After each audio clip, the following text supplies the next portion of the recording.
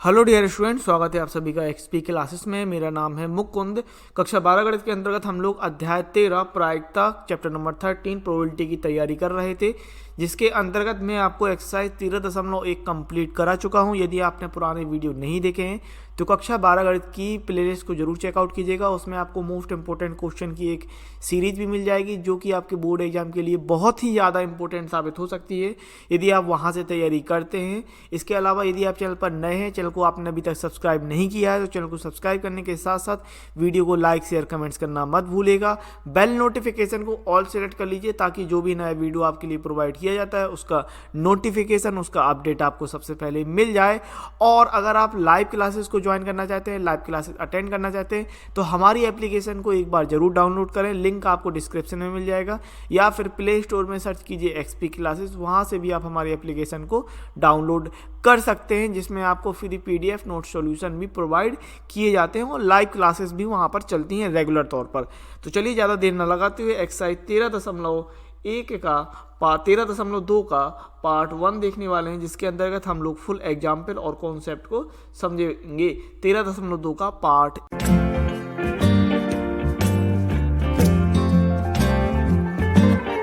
आगे बात करते हैं, और अभी आपको जो पढ़ना है वो है प्रायिकता का गुणन नियम। ठीक है, मल्टीप्लिकेशन थ्योरम ऑन प्रोबेबिलिटी। तो अभी तक जो आपने पढ़ा है कि एक प्रतिदश समष्टि एस है और उसकी दो घटनाएं हमने ई और एफ ले ली। ठीक है, तो माना ई और एफ एक प्रतिदश समष्टि एस की दो घटनाएं हैं। हम जानते हैं कि तो साप्रतिबंध प्रायिकता से हमने क्या पढ़ा था कि E by F, probability of E by F. इसका मतलब क्या है कि एफ के घटित होने पर ई की प्रायिकता। इसका मतलब ये होता है ना, मतलब एफ की घटना घट चुकी है और ई की प्रायिकता हम ज्ञात कर रहे हैं। तो probability of E by F बराबर probability of E intersection F upon P F.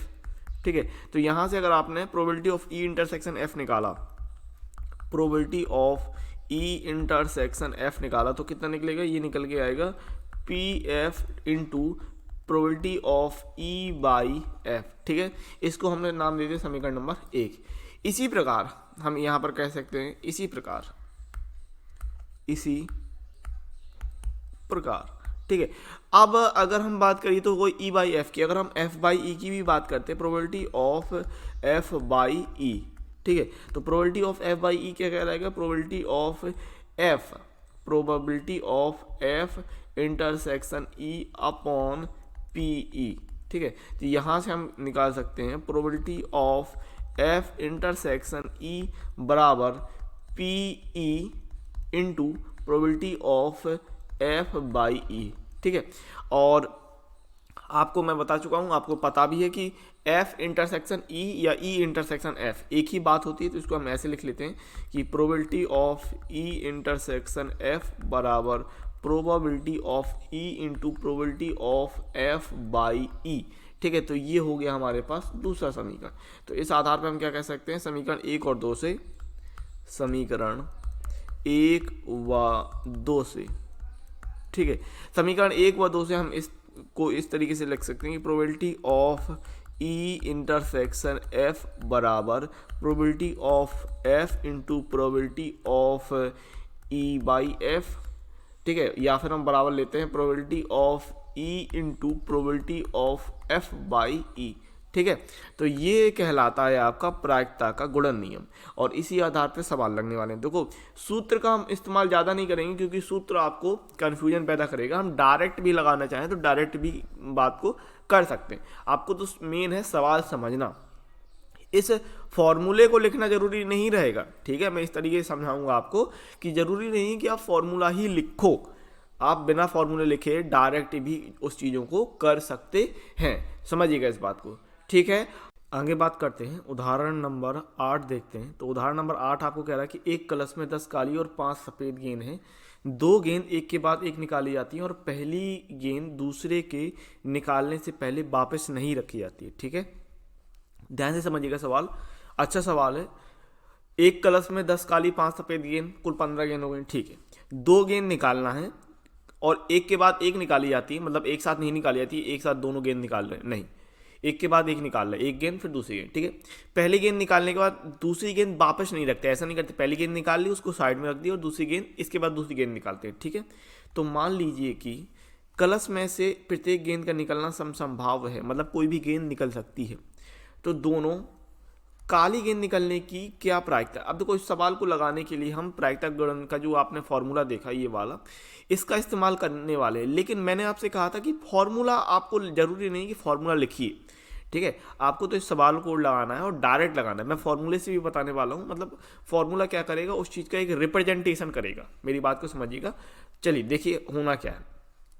तो सबसे पहली बात तो है हमारे पास कलश है, ठीक है। अब मैं यहाँ कलश नहीं बनाने वाला हूँ, ये आपने मान लिया एक कलश है, ठीक है। इसमें 10 काली और 5 सफ़ेद गेंद है, सफ़ेद गेंद है, ठीक है। 5 सफ़ेद गेंद है। तो यहाँ से हम क्या कह सकते हैं, कुल गेंदें, इसलिए कुल गेंदें, कुल गेंदें कितनी हो गई, 15 हो गई, सिंपल। कुल कितनी गेंदें हो गई, 15 हो गई। अब आप एक काली गेंद निकाल रहे हैं, इसके बाद एक काली गेंद निकाल रहे हैं, ठीक है। तो पहली काली गेंद निकालने की प्रायिकता, काली गेंद निकालने की प्रायिकता, अब बात समझिएगा, ठीक है।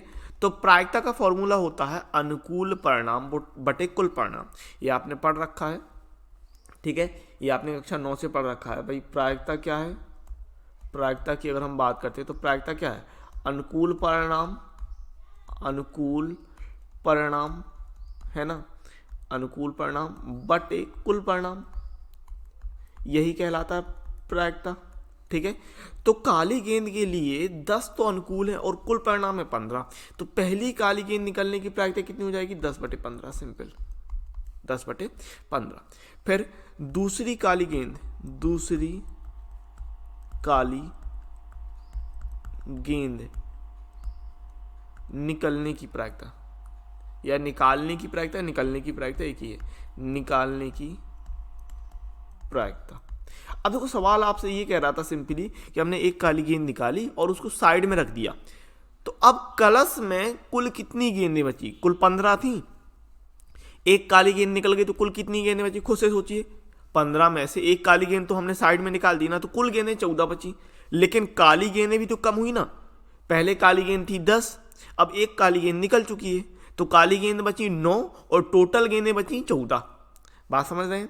दूसरी काली गेंद निकालने के लिए क्या आपको मिलेगा, 9 काली गेंदें बची, तो 9 में से निकलेंगी और टोटल तो बची 14, तो 9/14। इस तरीके से बात समझ में आ गई होगी मेरी, ठीक है।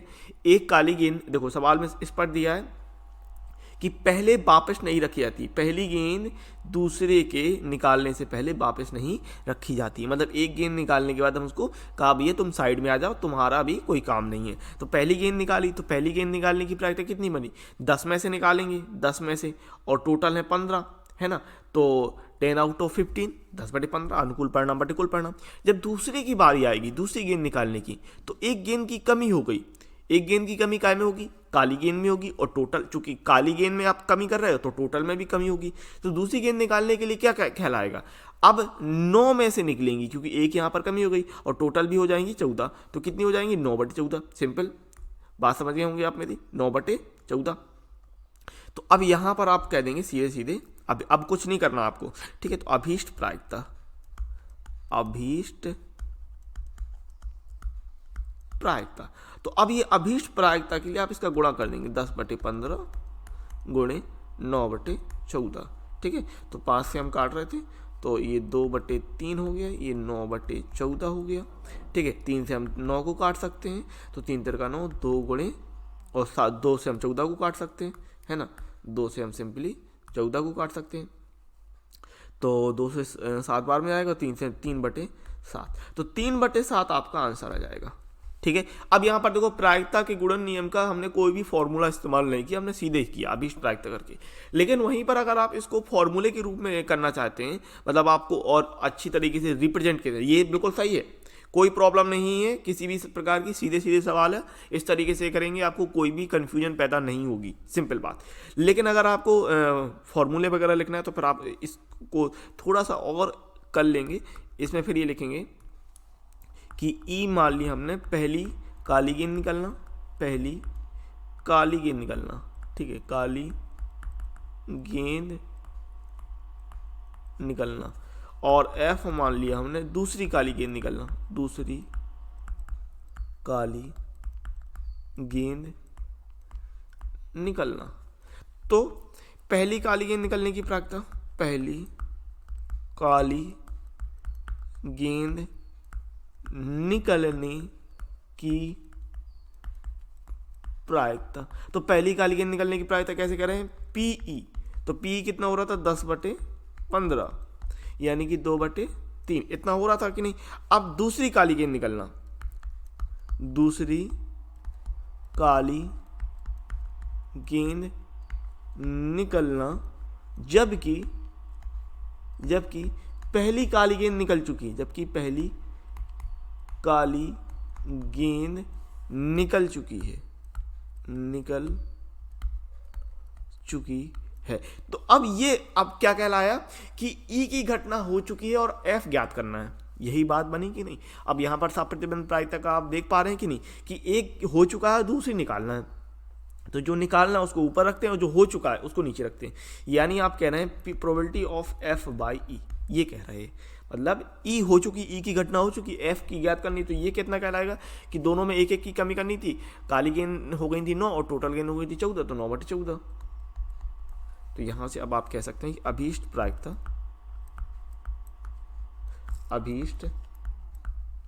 तो इन दोनों का गुणा कर देना था, probability of E into probability of F by E, इस तरीके से। बस इतना अगर, और मतलब कहने का मतलब फॉर्मूले के आधार पर इस तरीके से चीज़ों को अगर लिखना है तो इस तरीके से चीज़ों को और लिख सकते हो, और कुछ नहीं है।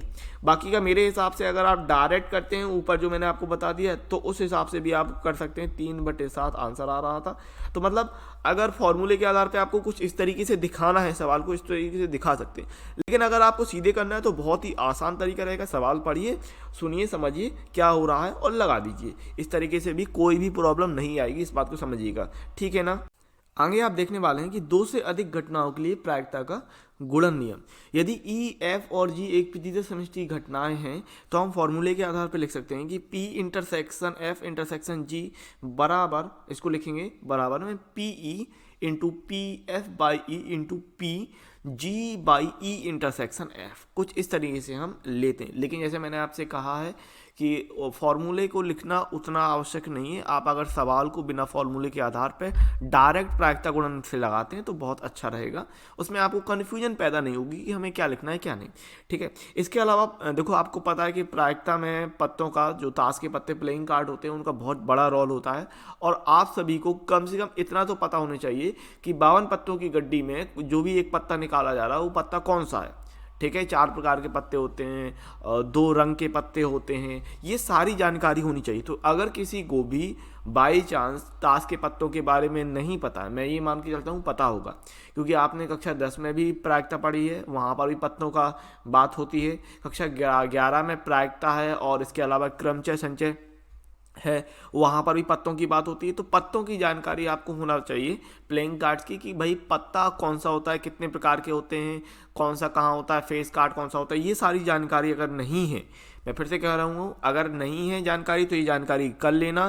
तो प्लेइंग कार्ड के लिए मैंने ताश के पत्तों पर बहुत अच्छी से आपको समझाया है, अगर किसी को दिक्कत है तो उस वीडियो को देख सकता है। यदि आप ताश के पत्तों के बारे में कुछ नहीं जानते हैं तो यूट्यूब पर सर्च करें, आपको सर्च करना है यूट्यूब पर class 11 math chapter 7 XP classes, ठीक है। तो कक्षा 11 में जो चैप्टर नंबर 7 है क्रमचय संचय वाला, ठीक है, परम्यूटेशन कम्बिनेशन का वो वाला जो है, तो उसमें मैंने ताश के पत्तों के बारे में बहुत अच्छे से डिटेल से, मतलब आप ये कह सकते हैं कि उसमें कोई जानकारी छूटी नहीं है। उस वीडियो को जाके देखिएगा। कहाँ पर देखना है, उस वीडियो में आपको 3 घंटे 8 मिनट 50 सेकंड इतना जो टाइम है, ये आप टाइम देख पा रहे हैं ना, इतने टाइम पर मैंने ताश के पत्तों के बारे में बताया है। पर ताश के पत्तों के बारे में पूरी जानकारी मिल जाएगी। तो किसी को भी भैया बहन, आपको अगर छात्र छात्रा बालक बालिका, ठीक है, अगर किसी आपको में से किसी को भी जानकारी नहीं है, ठीक है, ताश के पत्तों के बारे में, तो आप उस वीडियो को जरूर देखिएगा। क्या देखना है आपको, कहाँ पर देखना है, एक्सपी क्लासेस में हमारा सर्च करना है class 11 math chapter 7 XP classes, video आपको सबसे पहले मिल जाएगा। ठीक है, कुछ 6-7 घंटे का वीडियो है, देख लीजिएगा। और वो वहाँ पर आपको मैं टाइमिंग बता दे रहा हूँ, वहाँ पर 3 घंटे 8 मिनट 50 सेकंड पर मैंने ताश के पत्तों के बारे में पूरी जानकारी दी है।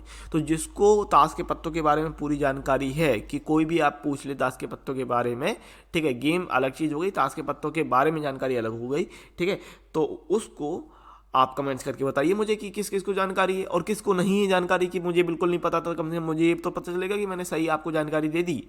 ठीक है, आप मुझे कमेंट्स करके बताइएगा कि किसको जानकारी है और किसको जानकारी नहीं है। ठीक है ना, अभी यहाँ क्वेश्चन पे बढ़ने वाले हैं। अच्छा, ताश के पत्तों के बारे में इसलिए कहा क्योंकि उदाहरण नंबर 9 में ताश के पत्तों के बारे में ही है, तो आपको ताश के पत्तों के बारे में जानकारी होनी चाहिए। ठीक है, तो उदाहरण नंबर 9 देखते हैं। 52 पत्तों की अच्छी तरह फेंटी गई गड्डी में से एक के बाद एक 3 पत्ते बिना प्रतिस्थापित किए निकाले गए। पहले 2 पत्तों का बादशाह और तीसरे का इक्का होने की क्या प्रायिकता है। ठीक है, तो जैसे मैंने आपसे कहा कि डायरेक्ट सवालों पे जाएंगे। बिना प्रतिस्थापित किए, यहाँ पर एक शब्द है बिना प्रतिस्थापित किए, और एक शब्द आता है प्रतिस्थापन के साथ। ठीक है, तो बिना प्रतिस्थापन किए का मतलब हो गया कि आपने पत्ता निकाला और उसको वापस नहीं रखा, बिना प्रतिस्थापित किए। प्रतिस्थापित का मतलब उस चीज़ को उसी स्थान पर रखना। तो बिना प्रतिस्थापित किए मतलब हमने कोई एक चीज़ निकाली और वापस नहीं रखी, ध्यान रहेगा। बिना प्रतिस्थापित किए मतलब एक चीज़ निकालना लेकिन उसे वापस नहीं रखना। ओके, ध्यान रखना इस बात को। तो 52 पत्तों की अच्छी तरह फेंटी गई गड्डी में से एक के बाद एक 3 पत्ते निकालने हैं हमें। ठीक है, बिना प्रतिस्थापित किए मतलब एक निकाला तो फिर पत्तों में एक की कमी हो जाएगी। अगर एक पत्ता निकालेंगे तो 51 पत्ते बचेंगे, फिर एक और पत्ता निकाल लेंगे तो कितने पत्ते बचेंगे, 50 पत्ते बचेंगे। ठीक है ना, पत्ते, बच्चे नहीं कह रहे, पत्ते। ठीक है ना, कार्ड्स। ओके, सो पहले 2 पत्तों का बादशाह, तो पहले हम एक एक करके बादशाह निकाल रहे। अब बताइए कितने किंग होते हैं, बादशाह कितने होते हैं, 4 होते हैं। ठीक है, तो पहले बादशाह निकलने की या निकालने की प्रायिकता। तो पहला बादशाह निकालेंगे तो कुल बादशाह कितने, 4। कितने में से निकलेंगे, 52 में से, है ना। 4 निकलेंगे कितने में से, 52 में से, तो 4/52, सिंपल। ठीक है, फिर दूसरे बादशाह निकालने की प्रायिकता। अब देखो एक बादशाह निकल चुका है 52 पत्तों में से, एक बादशाह निकल चुका है ना, अनुकूल परिणाम बटे कुल परिणाम प्रायिकता होती है। ठीक है, तो एक बादशाह निकल चुका, तो कुल कितने बादशाह बचे, 3 बचे, और कुल कितने पत्ते बचे, 51 बचे। तो 3 बादशाह बचे अनुकूल परिणाम के लिए और कुल परिणाम बचे 51। बात समझ में आ गई होगी आपको। हमने क्या किया, एक पत्ता निकाला, उसको साइड में रख लिया। ठीक है, तो एक बादशाह निकाला, पहले कुल बादशाह कितने थे, 4 थे, कुल पत्ते कितने थे, 52 थे। ठीक है, तो 4/52 हो गया। फिर अनुकूल परिणाम बटे कुल परिणाम के हिसाब से फिर एक बादशाह निकला, तो बादशाह एक निकला ना, तो बादशाह कितने बचे, 3 बचे। कुल पत्ते कितने बचे, 51 बचे, तो 3/51 दूसरे बादशाह के लिए। फिर अब तीसरा जो निकलना, तीसरा इक्का। ठीक है, तो तीसरा पत्ता जो कि है इक्का निकालने की प्रायिकता।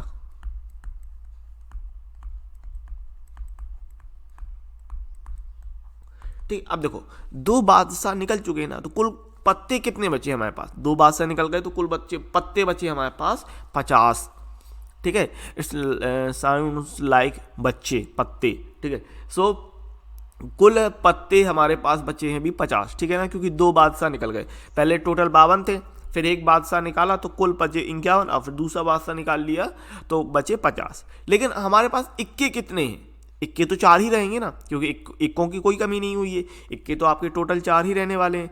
तो 4 इक्के हैं, लेकिन टोटल पत्ते हमारे पास 50 है ना। तो अनुकूल इक्कों के लिए कितना है, 4, और कुल कितने पत्ते हैं, 50। बात आपको समझ में आ गई होगी। ठीक है, फिर से बात कर लेते हैं। हमारे पास 52 पत्ते थे, उसमें 4 बादशाह होते हैं।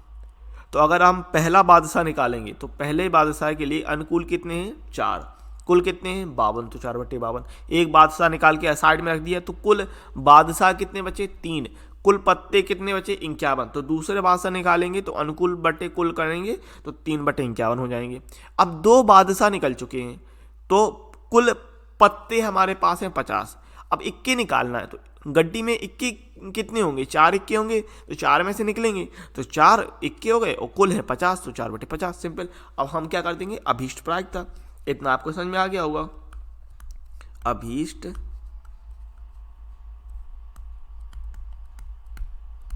प्रायिकता। तो अब देखो अभीष्ट प्रायिकता की अगर मैं बात करता हूँ तो 4/52 सबका गुणा कर देना बस, 3/51 और 4/50। ठीक है, तो 13 चौको 52 होता है ना, तो 4 एकम 4 13 से जाएगा। ठीक है, और 17 3 51 होता है तो 3 से, और ये 17 बार में चला जाएगा और यहाँ 2 बार में जाएगा 2 से, और ये 25 बार में। ठीक है, बस अब इसका आपको गुणा कर लेना है तो यहाँ से आपको जो फाइनल आंसर मिल जाएगा ये आ रहा है 2/55 2/55। ठीक है, इस तरीके से। तो इसलिए मैंने आपसे कहा है कि फॉर्मूला नहीं लिखिए, डायरेक्ट कीजिए, कोई कन्फ्यूजन नहीं रहेगी, सीधे सीधे कर देंगे, ज़्यादा कुछ आपको लिखने के लिए भी नहीं रहेगा। और सही है, ये मत सोचिएगा, सही है, ज़्यादा परेशान होने की जरूरत नहीं है कि हम क्या लिखें क्या नहीं लिखें, किसको क्या माने। ठीक है, तो इस तरीके से हम दिखा देंगे और आसानी से आपको बन जाएगा। ठीक है ना। फिर से मैं आपको बता दूं, अगर आपको पत्तों के बारे में जानकारी नहीं है तो आपको सर्च करना है class 11 math chapter 7 XP classes करके, वहाँ पर आपको क्रमचय संचय वाला चैप्टर मिल जाएगा। ठीक है, उसमें जाइएगा, 3 घंटे 8 मिनट 50 सेकंड पर आपको ताश के पत्तों के बारे में पूरी जानकारी दी हुई है। तो प्लेइंग कार्ड्स के बारे में जिसको नहीं पता है ताश के पत्तों के बारे में, वो जाके देख सकता है। ठीक है, आगे देखने वाले हैं हम लोग स्वतंत्र घटनाएं, इंडिपेंडेंट इवेंट्स। तो माना ई और एफ किसी यादृच्छिक परीक्षण के प्रतिदर्श समष्टि एस की 2 घटनाएं इस प्रकार हैं कि एक घटना के घटित होने पर दूसरी घटना की प्रायिकता पर कोई प्रभाव नहीं होता। स्वतंत्र घटनाएं कैसी, कि यदि एक घटना के घटित होने पर दूसरी घटना प्रभावित नहीं होती है तो इस प्रकार की घटनाएं स्वतंत्र घटनाएं होती हैं। और इसके लिए आपके पास एक डायरेक्ट फॉर्मूला है, तो इस प्रकार की घटना को स्वतंत्र घटनाएं कहते हैं। ठीक है, और यदि ई और एफ स्वतंत्र घटनाएं हैं तो probability of E intersection F बराबर probability of E into probability of F. ये स्वतंत्र घटनाओं के लिए हमारे पास फॉर्मूला है जिसको आपको ध्यान रखना है अच्छी तरीके से, और स्वतंत्र घटनाओं के लिए हम इसी फॉर्मूले को अप्लाई करेंगे। सिंपल बात है, यानी एक ही घटना के प्रभावित होने पर दूसरी घटना प्रभावित नहीं होती है तो उसे हम स्वतंत्र घटनाएं कहते हैं। फॉर्मूला है हमारे पास probability of E intersection F बराबर probability of E into probability of F. Simple. ठीक है, अब 3 घटनाओं की अगर हम बात करें तो 3 घटनाएं ए बी सी स्वतंत्र घटनाएं कहलाती हैं यदि ये चारों ही घटनाएं सिद्ध करेंगी। ध्यान रखिएगा, probability of A intersection B बराबर probability of A into probability of B, probability of B intersection C बराबर probability of B into probability of C, probability of C intersection A बराबर probability of C into probability of A, और probability of A intersection B intersection C बराबर probability of A into probability of C into probability B into probability of C, मतलब तीनों का गुणा। और यहाँ पर आपको 3 घटनाओं को स्वतंत्र दिखाने के लिए ध्यान रखिएगा ये चारों ही चीज़ें सिद्ध करके दिखानी होती हैं। इसमें से अगर एक भी चीज़ गलत आ रही है, मतलब सिद्ध नहीं हो रही है, बराबर नहीं हो रही है, तो फिर घटनाएं स्वतंत्र नहीं होंगी। ठीक है ना, ध्यान रहेगा। पराश्रित घटनाएं, परतंत्र घटनाएं या डिपेंडेंट इवेंट्स की बात कर लेते हैं। अगर डिपेंडेंट्स की बात करें तो सिंपल है, जो फॉर्मूला बराबर होता है, अगर फॉर्मूला बराबर नहीं हो रहा है तो हम कह देंगे घटनाएं परतंत्र है, यानी कि स्वतंत्र नहीं है। तो 2 घटनाएं ई और एफ को पराश्रित कहते हैं यदि probability of E intersection F is not equal to probability of E into probability of F. Simple बात। ठीक है, आगे बात कर लेते हैं उदाहरण नंबर 10 की। तो एक पासे को एक बार उछाला जाता है, घटना पासे पर प्राप्त संख्या 3 का अपवर्त है। 3 का अपवर्त यानी 3 का गुणज। ठीक है, को ई से और पासे पर प्राप्त संख्या समय को एफ से निरूपित किया जाए तो बताइए कि क्या घटना ई और एफ स्वतंत्र है। ठीक है, तो यहाँ पर हम ले रहे हैं पासे पर प्राप्त संख्या 3 का अपवर्त है, तो हमने ई ले लिया। पहले तो हम एस की बात कर लेते हैं, सैंपल स्पेस। भाई एस प्रतिदर्श समष्टि सैंपल स्पेस है, पासे को एक बार उछालना, पासे को एक बार उछालना। ठीक है, तो यहां से सैंपल स्पेस हम बना लेंगे एस 1 2 3 4 5 एंड 6। ठीक है। और ई कह रहा है पासे पर प्राप्त संख्या 3 का अपवर्त है, पासे पर प्राप्त संख्या 3 का अपवर्त है, ठीक है। तो 3 का अपवर्त है यानी कि 3 और 6, ठीक है। और f लेना है हमको पासे पर प्राप्त संख्या सम है, पासे पर प्राप्त संख्या सम है। तो पासे पर प्राप्त संख्या सम है तो f बराबर हम क्या ले रहे हैं भाई 2, 4 और 6, ठीक है। अब इसके बीच में इंटरसेक्शन देख लें, ई इंटरसेक्शन f बराबर ये कॉमन आएगा 6। अब सबकी हम प्रायिकता देख लेंगे, ठीक है। तो प्रोबेबिलिटी ऑफ ई की अगर हम बात करें तो कितने एलिमेंट है, 2 एलिमेंट है आउट ऑफ 6 यानी 1/3। एफ की प्रायिकता की बात करें प्रोबेबिलिटी ऑफ एफ तो कितने एलिमेंट है, 3 एलिमेंट है, कितने में 6 में यानी 1/2। और इंटरसेक्शन की प्रायिकता की बात करें तो probability of E intersection F बराबर हो जाएगा 1/6। तो यहाँ से हम कह देंगे भाई स्वतंत्र घटनाओं के लिए, स्वतंत्र घटनाओं के लिए या घटनाओं के लिए क्या दिखाते हैं हम स्वतंत्र घटनाओं के लिए कि probability of E intersection F बराबर हो जाए probability of E into probability of F, ये हो जाए। तो इसके लिए हम ले लेंगे 1/6 बराबर ई की प्रायिकता 1/3 इंटू एफ की प्रायिकता 1/2। तो ये 1/6 बराबर 1/6 हो रहा है कि नहीं। तो आपने कह दिया कि अतः ई और एफ स्वतंत्र घटनाएं हैं, स्वतंत्र घटनाएं हैं, ठीक है। ये आपको आंसर दिखाना था, क्लियर है बात। उदाहरण नंबर 11 की बात करें तो आपसे कह रहा है कि एक अनभिन्नत पासे को 2 बार उछाला गया। मान लें ए घटना पहली उछाल पर विषम संख्या प्राप्त होना और बी घटना द्वितीय उछाल पर विषम संख्या प्राप्त होना दर्शाते हैं, तो घटनाओं ए और बी के स्वतंत्र का परीक्षण कीजिए, ये आपसे कह रहा है, ठीक है। तो सिंपल है, यहाँ पर एस ले लिया हमने, एक पासे को 2 बार उछालते हैं तो 2 बार उछालने पर कुल परिणाम कितने हो जाएंगे आपको पता है, 6 × 6 बराबर 36। और ए हमने ले लिया है कि पहली उछाल पर विषम संख्या। तो अब जरा सोचो, अगर पहली उछाल पर विषम संख्या है तो मतलब कि पहली बार जो पहले पास उछाल है उसमें 1 आए, 3 आए और 5 आए, ठीक है। और दूसरी उछाल पे आपका 1 2 3 4 5 6 आ सकते हैं। तो 1 के साथ 1 आएगा, 2 आएगा, 3 आएगा, 4 आएगा, 5 आएगा, 6 आएगा, यानी 1 1 1 2 1 3 1 4 1 5 1 6। फिर 3 के साथ 3 1 3 2 3 3 3 4 3 5 3 6 ये आएगा। फिर 5 के साथ 5 1 5 2 5 3 5 4 5 5 5 6 यानी 6 6 6, मतलब कुल कितने हो रहे हैं, 18 हो रहे हैं परिणाम, ठीक है ना। पहली उछाल पर विषम संख्या के लिए यहाँ से आपको परिणाम कितने मिलने वाले हैं, एन ए, यानी परिणाम ए के लिए एलिमेंट कितने होने वाले हैं, 18, है ना। इसी प्रकार दूसरी उछाल पर बी हमको कह रहा है भाई कि दूसरी उछाल पर विषम संख्या, तो सेम वही बात है कि अगर दूसरी उछाल पर विषम संख्या तो पहली उछाल पे तो आपका 1 2 3 4 5 6 है, तो और दूसरी उछाल पे 1 3 5 है। तो 1 के साथ क्या बनेगा, 1 1 1 3 1 5। फिर 2 के साथ बनेगा कि 2 1 2 3 2 5। फिर 3 के साथ बनेगा 3 1 3 3 3 5। 4 के साथ 4 1 4 3 4 5। 5 के साथ 5 1 5 3 5 5। 6 के साथ 6 1 6 3 6 5। ऐसे कर करके 3 3 कर करके कितने एलिमेंट यहाँ से भी बनने वाले हैं, यहाँ से भी आपके 18 एलिमेंट बनने वाले हैं, ठीक है। 3 3 करके 18 एलिमेंट यहाँ से बनने वाले हैं। अच्छा, कॉमन क्या होगा, पहली उछाल पे विषम संख्या, दूसरी उछाल पे विषम संख्या, तो कॉमन हो जाएगा दोनों उछालों पर विषम संख्या। बिल्कुल, अगर आपको प्रॉब्लम आ रही है तो आप लिख के देख सकते हैं। वैसे इस तरीके से समझेंगे तो भी कोई दिक्कत नहीं। अगर आपको कोई चीज़ समझ में नहीं आए तो आप एलिमेंट बना के भी लिख सकते हैं, ठीक है ना। एलिमेंट बनाने में आपको कोई प्रॉब्लम नहीं होगी, ठीक है।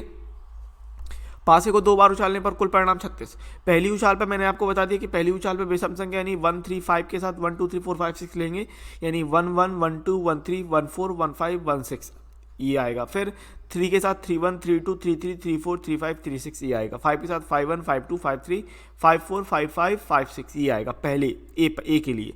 देन बी के लिए कह रहा है कि दूसरी उछाल पर विषम संख्या, इसका मतलब पहले पर तो 1 2 3 4 5 6 रहेगा और दूसरी पर 1 3 5 रहेगा।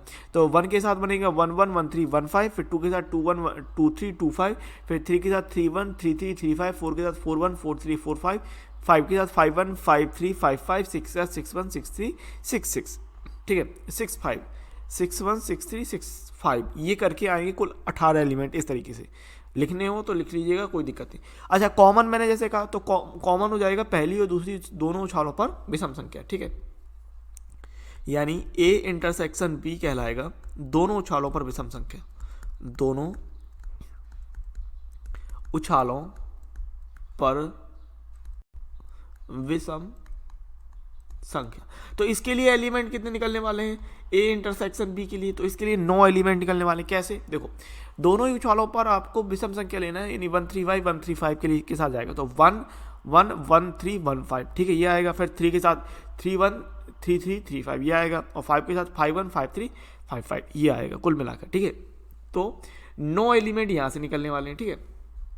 अब इन सब की प्रायिकता ले लेते हैं। तो प्रोबेबिलिटी ऑफ ए, ठीक है, ए की प्रायिकता कितनी होगी 18/36 यानी 1/2। बी की प्रायिकता हम लेंगे 18/36 यानी 1/2, और इंटरसेक्शन की प्रायिकता ए इंटरसेक्शन बी यानी 9/36 यानी 1/4। अब आपसे कह रहा था कि घटनाओं ए और बी की स्वतंत्रता का परीक्षण कीजिए। तो ए, यदि ए और बी स्वतंत्र घटनाएं हैं, तो यदि ए और बी स्वतंत्र घटनाएं हैं तो कंडीशन क्या होनी चाहिए कि probability of A intersection B बराबर probability of A into probability of B, ये होना चाहिए। तो यहाँ पर अगर आप वैल्यू पुट करते हैं 1/4 बराबर 1/2 है, इसकी प्रायिकता 1/2, तो सिंपल हम कह रहे हैं 1/4 बराबर 1/4, और यहाँ से हमने कह दिया कि अतः ए और बी स्वतंत्र घटनाएं हैं, ए और बी स्वतंत्र घटनाएं हैं। सिंपल ये दिखा देंगे, ठीक है। आगे बात करते हैं, उदाहरण नंबर 12 देखते हैं। कह रहा है आपको कि 3 सिक्कों को उछाला गया, ठीक है। मान लें ई घटना 3 चित्त या 3 पट प्राप्त होना, और एफ घटना न्यूनतम 2 चित्त प्राप्त होना, और जी घटना अधिकतम 2 पट प्राप्त होना को निरूपित करते हैं। युग्म ई एफ और ई जी, और कह रहा है एफ जी में कौन कौन से स्वतंत्र हैं, कौन कौन से पराश्रित हैं, ये आपसे कह रहा है, ठीक है। तो सबसे पहली बात तो एस, यानी कि आपको कह रहा है 3 सिक्कों को उछाला गया, 3 सिक्कों को उछालते हैं, 3 सिक्कों को उछालते हैं, ठीक है। तो अब 3 सिक्कों को उछालने पर आपको पता है कि किस तरीके से निकलता है, H H H then H H, ठीक है, एच एच एच, फिर H H T H T H, then H T T T H H T H T T T H N T T और T. तो ये 3 सिक्कों को उछालने पर ये हो गया, ठीक है। फिर ई कह रहा है कि 3 चित्त या 3 पट, ठीक है। ई क्या है, 3 चित्त 3 चित्त या 3 पट या 3 पट। अब देखो 3 चित्त या 3 पट की बात कर रहा है तो दोनों ट्रिपल एच और ट्रिपल टी ये आ जाएंगे आपके, ठीक है। सो यहाँ से हमने ई ले लिया, ट्रिपल एच और ट्रिपल टी इस तरीके से, ठीक है। फिर कह रहा है कि एफ घटना न्यूनतम 2 चित्त प्राप्त होना, एफ कह रहा है न्यूनतम 2 चित्त प्राप्त होना, ठीक है। क्या कह रहा है कि एफ घटना न्यूनतम 2 चित्त प्राप्त होना, तो न्यूनतम 2 चित्त ले लेंगे। अब न्यूनतम 2 चित्त का मतलब है कम से कम 2 एच प्राप्त हो, और ज़्यादा से ज़्यादा 3 एच प्राप्त हो सकते हैं, तो ट्रिपल एच आएगा, फिर एच एच टी, फिर टी को आप ट्रांसफर करते जाओ, टी को पीछे लेते हो, एच टी एच और टी एच एच, ये कहलाएंगे न्यूनतम, कम से कम 2 चित्त, और ज़्यादा से ज़्यादा आपके पूरे चित्त आएंगे, ठीक है, इस तरीके से। और जी आपको कह रहा है कि अधिकतम 2 पट प्राप्त होना, है ना, अधिकतम 2 पट प्राप्त होना, ठीक है। अब अधिकतम 2 पट का मतलब क्या है कि आपके ज़्यादा से ज़्यादा 2 टी हों, 2 टी, 2 से ज़्यादा टी नहीं होंगे, यानी ट्रिपल टी को छोड़ के बाकी सब आएंगे। आपको ज़्यादा से ज़्यादा 2 टी लेने हैं, यानी कि 3 टी को छोड़ के बाकी सब कुछ आएगा। मतलब ज़्यादा से ज़्यादा 2 टी का मतलब 2 टी ले सकते हैं, एक लेंगे और एक जहाँ पर एक भी टी नहीं है वो लेंगे। तो यहाँ से आप जी निकाल सकते हैं, ट्रिपल टी को छोड़ के बाकी सब आ जाएगा, यानी H H H H H T H T H H H H H T H T H T T T H T और टी एच, और ट्रिपल टी नहीं आएगा इसमें, बस इतना रहेगा अपने पास। ठीक है, अब हर एक की आप प्रायिकता देख सकते हैं। टोटल परिणाम 8 थे। तो प्रोबेबिलिटी ऑफ इंटरसेक्शन निकालना, पहले इनकी प्रोबेबिलिटी देख लेते हैं। प्रोबेबिलिटी ऑफ ई में 2 है, 2/8 8, तो 1/4 हो जाएगा। देन प्रोबेबिलिटी ऑफ एफ की अगर आपने बात की तो 4 है, 4/8 करेंगे तो 1/2 हो जाएगा। और प्रोबेबिलिटी ऑफ जी की अगर बात की तो 7 एलिमेंट है, कितने में 8 में, तो 7/8 हो जाएगा। अब इनके बीच में ई कॉमन देख लेते हैं। तो ई इंटरसेक्शन एफ अगर आपने देखा, देखो हमें निकालना किसका है, ई एफ ई जी। और तो हम ई इंटरसेक्शन एफ की बात करें, ई इंटरसेक्शन एफ, ठीक है। तो ई और एफ में अगर हम बात करते हैं क्या कॉमन निकल रहा है, ई और एफ में देखिए क्या कॉमन है, एच एच एच कॉमन है ई और एफ में। ठीक है, तो क्या कॉमन है हमारे पास, एच एच एच। ठीक है, तो इसकी प्रायिकता कितनी ले लेंगे, probability of E intersection F. ठीक है, probability of E intersection F हो जाएगा 1/8। फिर ई और प्रोबेबिलिटी ऑफ ई इंटरसेक्शन जी, यानी ई और जी के बीच में कॉमन देखें तो ई और जी में भी आप देख पा रहे हैं ट्रिपल एच कॉमन है। देखिए यहाँ पर ट्रिपल एच और यहाँ पर ट्रिपल एच है, तो ई और जी में भी ट्रिपल एच लेना है। ठीक है, तो यहाँ पर भी हमारे पास एच एच एच कॉमन आ रहा है। इसकी प्रायिकता हो गई ई इंटरसेक्शन जी की प्रायिकता हो गई 1/8। तो अच्छा, पेयर कौन कौन से थे, ई एफ ई जी और एफ जी, ये थे पेयर। ठीक है, तो अब हम एफ जी में देखने वाले हैं, एफ और जी में क्या कॉमन है देख लीजिए। तो यहाँ देखो H H H H H H ये कॉमन है, देन एच एच टी ये कॉमन है, देन एच टी एच ये कॉमन है, देन टी एच एच ये कॉमन है। ठीक है, तो 4 कॉमन है, पूरा का पूरा एफ एक्चुअली में कॉमन है जी के साथ।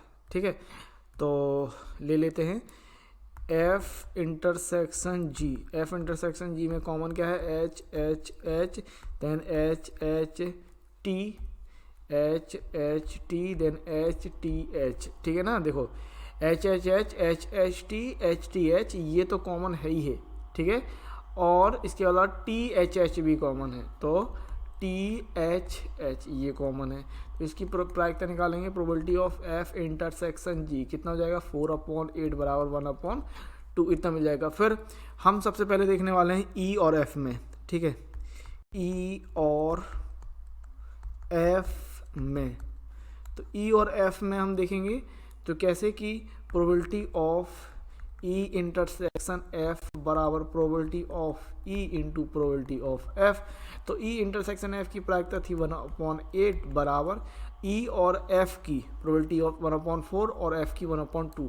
सो 1/4 मल्टीप्लाई 1/2, ये हो रहा है 1/8 बराबर 1/8। तो यहाँ से हम कह सकते हैं कि अतः ई और एफ स्वतंत्र घटनाएं हैं। ठीक है, स्वतंत्र घटनाएं हैं।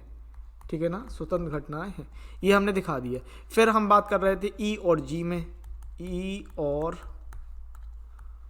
जी में अगर हम देखते हैं तो ई और जी में देखेंगे तो probability of E intersection G बराबर हमको दिखाना है probability of E into probability of G. ठीक है, तो अगर हमने इसकी बात की तो ई इंटरसेक्शन जी की बात की, ई इंटरसेक्शन जी कितना था, 1/8 था। ई इंटरसेक्शन जी था 1/8 और ई की वैल्यू थी, प्रोबेबिलिटी ऑफ ई था 1/4 और प्रोबेबिलिटी ऑफ जी था 7/8। ठीक है, ये था 1/4 इंटू 7/8 था ये। तो अगर हम बात करें तो यहाँ से आपको मिल रहा 1/8 और ये हो रहा 7/32 जो कि बराबर नहीं है। ठीक है, तो यहाँ पर आपने कह दिया कि इसलिए ई और जी स्वतंत्र घटनाएं नहीं है, स्वतंत्र घटनाएं नहीं है। ठीक है, इस तरीके से दिखा दिया। देन हम बात करें एफ और जी में, देखता एफ और जी में तो एफ और जी की बात कर लेते हैं। तो probability of F intersection G बराबर probability of F into probability of G लेना है। तो एफ इंटरसेक्शन जी की जो प्रायिकता आई थी वो आई थी 1/2 और एफ के लिए 1/2, जी के लिए 7/8 था। ठीक है, तो इसकी प्रायिकता 1/2 आई, एफ की प्रायिकता 1/2 और जी की प्रायिकता 7/8 थी। ठीक है, तो ये बराबर नहीं हो रहा, ये आप देख पा रहे हैं, इज नॉट इक्वल टू 7/16। तो हमने यहाँ से कह दिया कि इसलिए एफ और जी भी स्वतंत्र घटनाएं नहीं है, भी स्वतंत्र घटनाएं नहीं है। तो इस तरीके से आपसे पूछ रहा था कि कौन स्वतंत्र है कौन स्वतंत्र नहीं है, सवाल की अगर हम बात करते हैं। ठीक है, तो इस तरीके से हमने निकाल दिया है। देखिए कह रहा था कि कौन कौन से स्वतंत्र है कौन कौन से पराश्रित है। तो हमने ये क्या दिखा दिया कि भाई ई एफ जो है वो स्वतंत्र है और ई जी और एफ जी जो है वो परतंत्र है, बस इतना लिख देंगे। ठीक है, पराश्रित हैं। तो इस तरीके से कर लिया है, कोई दिक्कत नहीं है, देख पा रहे हैं सवाल।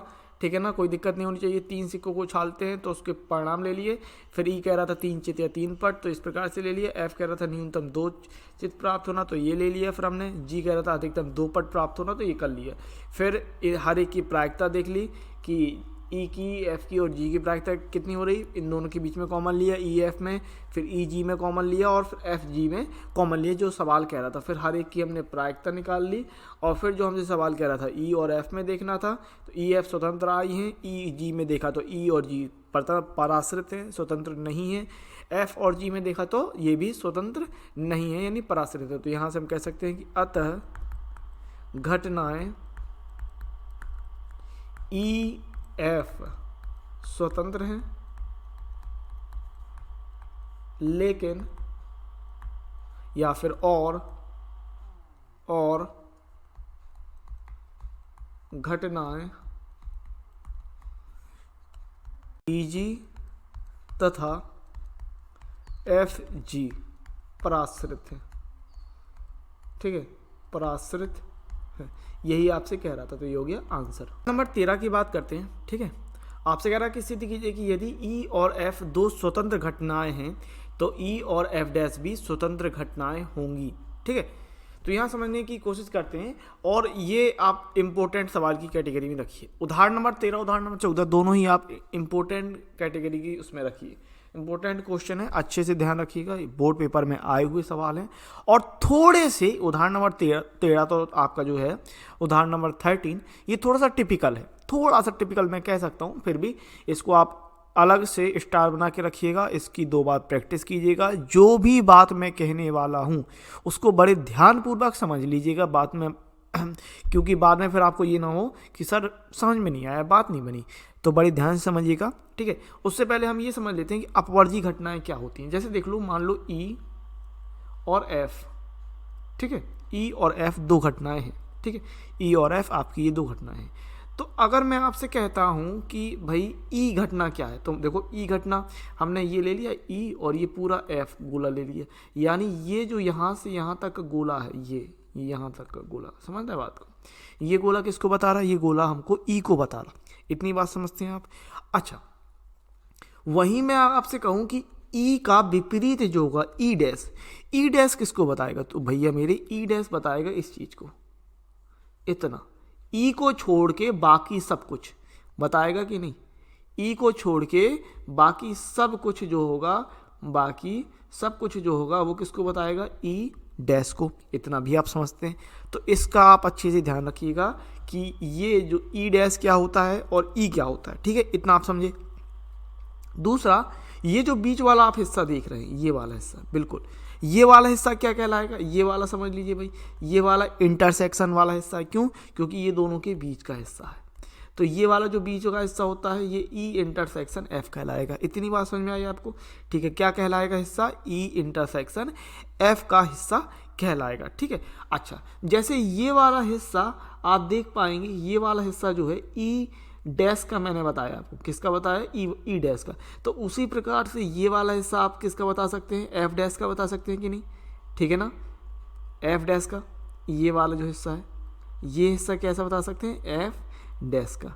ठीक है, अच्छा, अब इसी हिस्से को जो एफ डैश का हिस्सा आप देख पा रहे हैं, इसी हिस्से को हम एक नाम से और बुला सकते हैं। वो कौन सा नाम हो सकता है भैया? ये कह सकते हैं अगर हम पूरे ई में से एफ डैश कॉमन निकालें, यानी हम क्या नाम दे रहे हैं? ई इंटरसेक्शन एफ डैश। बात को समझिएगा, ठीक है। एक बार फिर से मैं आपको बात क्लियर कर देता हूं कि ये ई पूरा हिस्सा है, ठीक है। इतना आपको दिख रहा है ना, ये पूरा हिस्सा क्या है? ई है, ठीक है, अच्छी बात है, ये आपको दिख रहा है। फिर एफ डैश हिस्सा कितना है? एफ डैश हिस्सा ये है। एफ डैश हिस्सा कौन सा है? ये वाला हिस्सा, ये इतना हिस्सा है कि नहीं? तो अगर आप ई और एफ डैश का इंटरसेक्शन कराएं तो यही हिस्सा निकलेगा कि नहीं निकलेगा? बिल्कुल निकलेगा। आप कहें यही हिस्सा निकलेगा, ठीक है। जो एफ डैश का हिस्सा है, इस एफ डैश के हिस्से को हम और क्या कह सकते हैं? इस एफ डैश के हिस्से को हम कह सकते हैं ई इंटरसेक्शन एफ डैश, क्योंकि ई बड़ा हिस्सा है और एफ डैश छोटा हिस्सा है, तो कॉमन निकलेगा तो क्या हिस्सा निकलेगा? एफ डैश ही हिस्सा निकलेगा।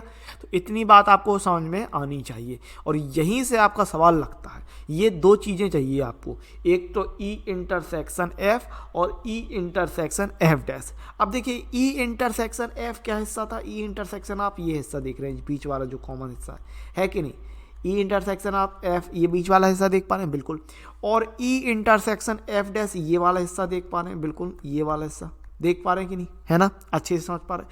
तो ये दोनों मिलके क्या बनेगा? ये दोनों ही हिस्से मिलके अगर हम इन दोनों हिस्सों का यूनियन करा दें तो ई मिल जाएगा, यानी ई इंटरसेक्शन एफ डैश यूनियन ई इंटरसेक्शन एफ। ये चीज़ आपकी काम की है। इस काम की चीज़ से आपका ये इम्पोर्टेंट सवाल लगने वाला है, ठीक है। इस काम की चीज़ से आपका ये इम्पोर्टेंट सवाल लगने वाला है, तो इसको अच्छे से ध्यान रखिएगा, ठीक है ना। तो यहाँ पर हमने क्या किया कि ई आप देख पा रहे हैं, एस हमने एक प्रतिशत सेमेस्ट्री ले ली है, ठीक है, सैम्पल स्पेस, और ई एक घटना ये ले ली और एफ यहाँ पर एक घटना ले ली। और जैसे मैंने आपको समझाया था कि क्या लेना है, कि ये जो बीच वाला हिस्सा, ये आपका हिस्सा कहलाएगा ई इंटरसेक्शन एफ, ई इंटरसेक्शन एफ, और इस साइड वाला हम हिस्सा लेने वाले हैं ई इंटरसेक्शन एफ डैश वाला, ठीक है। ये दोनों हिस्से आपको ध्यान रखने हैं, ठीक है। ये बीच वाला हिस्सा आपका क्या कहलाएगा? ये बीच वाला हिस्सा हमारे पास है ई इंटरसेक्शन एफ का।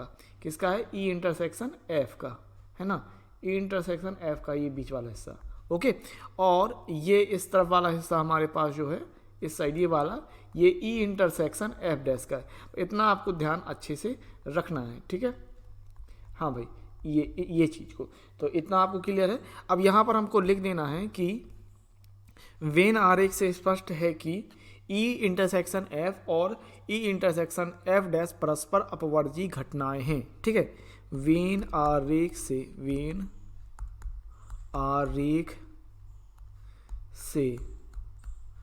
स्पष्ट है कि ई इंटरसेक्शन एफ डैश और ई इंटरसेक्शन एफ परस्पर अपवर्जी घटनाएं हैं, ठीक है, अपवर्जी घटनाएं हैं। क्लियर है बात?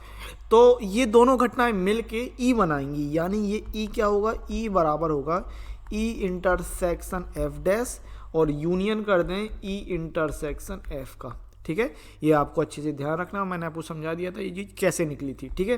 तो इसकी प्रायिकता अगर लेंगे तो प्रोबेबिलिटी ऑफ ई बराबर probability of E intersection F dash और यूनियन की जगह प्लस आ जाएगा probability of E intersection F, ये ले लेंगे, ठीक है। अब देखो हमको ये निकालना है कि यदि ई और एफ दो स्वतंत्र घटनाएं हैं। अब जब स्वतंत्र घटनाएं हैं तो हम कहेंगे कि पी ई इंटरसेक्शन एफ बराबर P E into P F, simple बात है, ठीक है। तो यहाँ से और हमको फिर ये कह रहा है कि सिद्ध करना है ई और एफ डैश भी स्वतंत्र होंगी, ई और एफ डैश भी, इसीलिए हमने ई और एफ डैश को लिया है। ध्यान रखिएगा इस बात को, ठीक है, क्योंकि ई और एफ डैश भी आपको दिखाना, तो हमने इसीलिए ई और एफ डैश लिया। तो हम ई और एफ डैश को साइड में ले जाते हैं, यहाँ पर आप ले लेंगे इसको, इस चीज़ को हम पक्षांतर कर लेते हैं इस तरफ, ठीक है। तो इस चीज़ को हम कैसे लिख सकते हैं? ऐसे भी लिख पा रहे हैं कि probability of E intersection F dash बराबर ये हो जाएगा probability of E minus probability of E intersection F. और यहाँ पर हम ले रहे हैं चूंकि ई और एफ स्वतंत्र घटनाएं हैं, ठीक है, स्वतंत्र घटनाएं हैं, ठीक है, स्वतंत्र, ओके, स्वतंत्र घटनाएं हैं, ठीक है। तो स्वतंत्र घटनाओं के लिए हम कंडीशन क्या लगाते हैं, probability of E intersection F बराबर probability of E into probability of F, ये कंडीशन हम लगाते हैं, ठीक है। तो यहाँ से हमने ये चीज़ उठा के यहाँ पर इसको यहाँ पर अप्लाई कर देंगे इस जगह पर, ठीक है। तो यहाँ पर अप्लाई करेंगे तो ये कितना, probability of E intersection F dash बराबर probability of E minus probability of E intersection F की जगह प्रोबेबिलिटी ऑफ ई और इनटू का प्रोबेबिलिटी ऑफ एफ, ये तो प्रोबेबिलिटी ऑफ ये पी ई कॉमन आ रहा है तो पी ई कॉमन निकाला, ये हो गया 1 माइनस पी एफ, और 1 माइनस पी एफ क्या कहलाएगा, ये कहलाएगा probability of E into probability of 1 minus P F कहलाएगा, 1 माइनस पी एफ हो जाएगा पी एफ डैश, क्या हो जाएगा पी एफ डैश, तो probability of E intersection F dash, और यही चीज़ हमको सिद्ध करनी थी। तो हमने क्या कह दिया कि अतः सिद्ध है कि, अतः सिद्ध है कि, अतः सिद्ध है कि ई और एफ डैश भी, ई और एफ डैश भी स्वतंत्र घटनाएं हैं, ठीक है, स्वतंत्र घटनाएं हैं, हेंस प्रूव्ड, ठीक है ना। तो एक बार इसको अच्छी से 2 बार देख लेना कि किस तरीके से मैंने समझाया और किस तरीके से इसको लगाना है। सवाल कठिन नहीं है लेकिन इम्पोर्टेंट है, तो अच्छी तरीके से कर लीजिएगा, ओके। तो उदाहरण नंबर आपने 13 लगा लिया। इसी आधार पे ये आपके टिप्पणी में 2 सवाल और दिए हैं। मैं आपको होमवर्क नहीं देता हूँ, लेकिन ये 2 चीज़ें मैंने आपको लगाने के लिए दी हैं, प्रैक्टिस कर लीजिएगा। देखो मैंने आपसे कहा है उदाहरण नंबर 13 आपका इम्पोर्टेंट है और इसी आधार पे आपकी 2 सवाल दे दिए। इसी प्रकार यह दर्शाया जा सकता है कि ए नंबर कह रहा है कि ई डैश तथा एफ स्वतंत्र हैं और बी नंबर कह रहा है एफ डैश तथा ई डैश तथा एफ डैश स्वतंत्र हैं। तो इसी आधार पे आपको सिद्ध करना है, तो ये करके देखिएगा। उदाहरण नंबर 13 की ही तरह करना है, आसानी से आपसे बनने चाहिए, ठीक है। अब देखते हैं उदाहरण नंबर 14। तो उदाहरण नंबर 14 कह रहा है कि यदि ए और बी स्वतंत्र घटनाएं हैं तो ए या बी में से न्यूनतम एक के होने की प्रायिकता बराबर 1 minus P A dash P B dash, ये हमको सिद्ध करने के लिए कह रहा है। तो मैंने आपसे कहा था कि उदाहरण नंबर 13 उदाहरण नंबर 14 दोनों ही इंपॉर्टेंट हैं, इनको अच्छे से तैयार कर लीजिएगा, ठीक है ना। अब देखो यहाँ पर एक शब्द लिखा है या, ठीक है, तो आपको ध्यान रखना है या का मतलब क्या होने वाला है।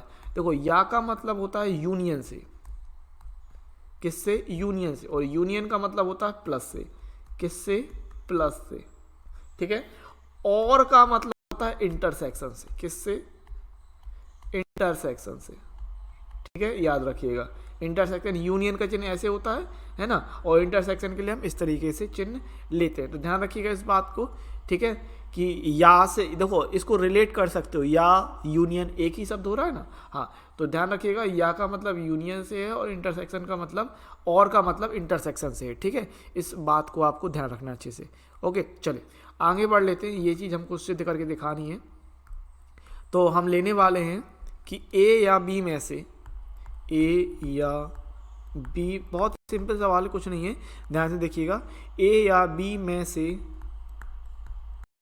न्यूनतम एक के होने की प्रायिकता, एक के होने की प्रायिकता, तो हम यहाँ पर कह रहे हैं या के मतलब है यूनियन, तो probability of A union B. अब यूनियन के लिए आपके पास फॉर्मूला है कि probability of A plus probability of B minus probability of A intersection B, और यहाँ पर आप बता रहे हैं कि चूंकि ए और बी स्वतंत्र घटना है, स्वतंत्र, ठीक है, ए और बी स्वतंत्र घटनाएं हैं, तो इसलिए ए और बी स्वतंत्र घटनाएं हैं, तो इसलिए हम क्या दिखाएंगे कि A intersection B, probability of A intersection B बराबर probability of A plus into probability of B, ठीक है, इनटू प्रोबेबिलिटी ऑफ, ये आपने पढ़ रखा है अच्छे से, ठीक है। तो ये हम लेके चलेंगे। और चूंकि कह रहा है आपसे कि ए और बी स्वतंत्र घटना है, तो probability of A intersection B की जगह हम ये वैल्यू पुट कर देंगे। ठीक है, चलिए यहाँ पर रखते हैं बराबर में probability of A plus probability of B minus यहाँ पर कितना आएगा P A dot P B. तो पी बी कॉमन निकालना है, पी बी कॉमन निकालते हैं, P A plus P B अगर आपने कॉमन निकाला तो अंदर बचेगा 1 माइनस पी ए, और 1 माइनस पी ए क्या कहलाता है पी ए डैश। तो पी ए प्लस यहाँ पर हो जाएगा पी बी कॉमन निकाला था, सो पी बी और 1 माइनस पी ए ये हो जाएगा पी ए डैश। ठीक है, इनटू में पी ए डैश। अच्छा, पी ए के स्थान पे हम लिख सकते हैं, पी ए के स्थान पे लिख सकते हैं 1 माइनस पी ए डैश, ये लिख सकते हैं, प्लस पी बी इनटू में पी ए डैश, ये लिख सकते हैं। ठीक है, अभी क्या करते हैं, यहाँ से 1 minus P A dash common अगर आपने निकाला, देखिए दोनों में से पी ए को डैश कॉमन निकल रहा है ना। ठीक है, तो अगर हमने पी ए डैश कॉमन निकाला तो अंदर कितना बचेगा, तो वो माइनस निकाला तो ये प्लस में रहेगा, ये माइनस का पी बी इस तरीके से ले लेंगे। और 1 माइनस पी बी क्या कहलाएगा, यहाँ पर आपको सिंपल कोई दिक्कत नहीं है ना, ये पूरा माइनस के साथ। ठीक है, चूँकि माइनस भी हम निकाल रहे थे, इसमें से हमने क्या किया, ये इसमें से हमने माइनस का पी ए डैश कॉमन निकाला। ठीक है, इतनी बात आपको क्लियर रहनी चाहिए। तो यहाँ से हमको कितना मिल जाएगा, 1 माइनस पी बी हो जाएगा, 1 माइनस ये हो जाएगा P A dash, 1 minus P B P B dash. तो हमने एल एच एस लिया, अगर हम इसको कह दें एल एच एस, ठीक है, इसको अगर हमने एल एच एस कह दिया तो हम यहाँ पर दिखा रहे हैं आर एच एस। क्या दिखा रहे हैं, आर एच एस। तो हैंस प्रूव्ड, जो हमको सिद्ध करना था वो हमने सिद्ध करके बता दिया। ओके, मैंने बहुत से स्टूडेंट को आखिरी में हार मानते देखा है। बहुत से स्टूडेंट का कहना है कि सर अब नहीं होता है, अब बहुत हो गया। लेकिन यही मौका है, यही वो समय है जब कुछ कर जाएं, कुछ करके दिखा जाएं। यही आखिरी का जो समय होता है ना, यही मेन होता है। मतलब ये है कि हाथी निकल गया, पूंछ रह गई, थोड़ा सा समय रह गया अपने आप को पुश करने का, अपने आप को कोशिश करने का, अपने आप को उस आखिरी हद को पार कर जाने का। तो इसी पर मैं आपके लिए एक बेहतरीन कविता लेके आया हूँ। जैसे मैं आपको हमेशा उत्साह वर्धित करने चाहता हूँ, आपको ऊर्जावान महसूस कराना चाहता हूँ। तो यहीं पर एक आनंद परम जी लेखक हैं, इसके बहुत ही बढ़िया पोएम है आपके पास। कोशिश कर हल निकलेगा, आज नहीं तो कल निकलेगा। कोशिश कर हल निकलेगा, आज नहीं तो कल निकलेगा। अर्जुन के तीर सा सध, मरुस्थल से भी जल निकलेगा। मेहनत कर पौधों को पानी दे, बंजर जमीन से भी फल निकलेगा। ताकत जुटा, हिम्मत को आग दे, फौलाद का भी बल निकलेगा। जिंदा रख दिल में उम्मीदों को, गरल के समंदर से भी गंगा जल निकलेगा। कोशिश जारी रख कुछ कर गुजरने की, जो है आज थमा थमासा चल निकलेगा। कोशिश कर हल निकलेगा। और इसी कोशिश और जुनून के साथ जुटे रहिए, बने रहिए और मेहनत करते रहिए। तो इस प्रकार से यह वीडियो यहीं समाप्त होता है। उम्मीद है वीडियो आपको बहुत पसंद आया होगा। यदि वीडियो आपको अच्छा लगता है तो हमारे चैनल को सब्सक्राइब करने के साथ साथ वीडियो को लाइक शेयर कमेंट्स करना मत भूलिएगा। चैनल को सब्सक्राइब कर लीजिए, बेल नोटिफिकेशन को ऑल सेलेक्ट जरूर कर लीजिए, ताकि जो भी नया वीडियो आपको मिले उसका नोटिफिकेशन आपको तुरंत मिल जाए और आप अपनी वीडियो लेक्चर के साथ, अपनी क्लास के साथ अपडेटेड बने रहें। अगर आपको वीडियो अच्छा लगा है तो वीडियो को लाइक शेयर कमेंट जरूर करें। और अगर आप लाइव क्लासेस को ज्वाइन करना चाहते हैं, लाइव क्लासेस को अटेंड करना चाहते हैं, तो हमारे एप्लीकेशन को जरूर डाउनलोड करें, जिसका लिंक आपको डिस्क्रिप्शन में मिल जाएगा, या फिर आप प्ले स्टोर में भी सर्च कर सकते हैं एक्सपी क्लासेस। वहाँ से भी आप हमारी एप्लीकेशन को जरूर डाउनलोड करें। लाइव क्लासेस के साथ साथ वहाँ पर आपको फ्री पीडीएफ, नोट सॉल्यूशन और एक डेडिकेटेड व्हाट्सएप ग्रुप भी प्रोवाइड किया जाता है, ताकि जो भी कुछ आपका डाउट हो, आप अपने डाउट को उस व्हाट्सएप ग्रुप के थ्रू पूछ सकते हैं और अपनी क्वेरी को सॉल्व कर सकते हैं। यदि आप हमसे जुड़ना चाहते हैं तो हमारे सोशल मीडिया प्लेटफॉर्म को जरूर फॉलो करें। फेसबुक, टेलीग्राम, इंस्टाग्राम और ट्विटर के लिंक आपको डिस्क्रिप्शन में ही मिल जाएंगे। सभी के लिंक आपको डिस्क्रिप्शन में दिए हुए हैं, तो उनको आप फॉलो जरूर कर सकते हैं। वहाँ पर हमें मिलेंगे अगली वीडियो लेक्चर के साथ। तब तक के लिए जय हिंद, जय भारत।